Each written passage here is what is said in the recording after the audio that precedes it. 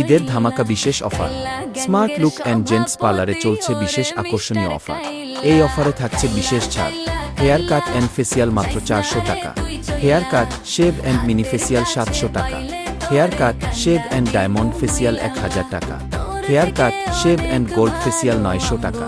Hair cut, shave and high speed colour 700 টাকা।